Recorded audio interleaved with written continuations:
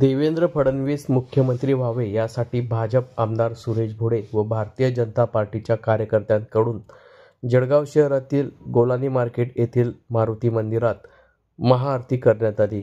देवेंद्र फडणवीस हे पुन्हा मुख्यमंत्री व्हावे यासाठी आज भारतीय जनता पार्टीच्या कार्यकर्त्यांतर्फे तसेच आमदार सुरेश भोडे यांच्या माध्यमातून गोलानी मार्केट परिसरात मोठ्या भक्तिमय वातावरणात महाआरती करण्यात आली। भाजपा कार्यकर्त्यांतर्फे देवेंद्र फडणवीस हे मुख्यमंत्री व्हावे यासाठी गणपती बाप्पा व हनुमंताला या प्रसंगी साकडं घालण्यात आलं आहे। या संदर्भात आमदार सुरेश भोडे नेमकं काय बोलले आहेत ते जाणून घेऊयात।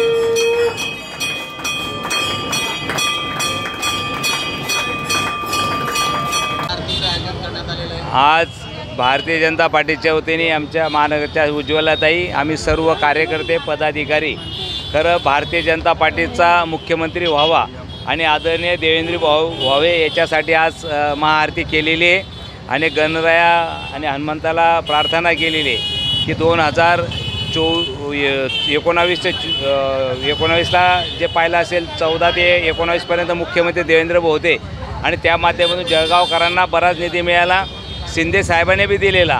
पण मला वाटतं जे आमची संख्याबळ असताना सर्व कार्यकर्त्यांची अपेक्षा आहे की भारतीय जनता पार्टीचा मुख्यमंत्री व्हावा आणि आदरणीय देवेंद्र भाऊ व्हावे। आज याच्यासाठी आम्ही हनुमंताला साखळ घातलेले महाआरती केलेली। धन्यवाद।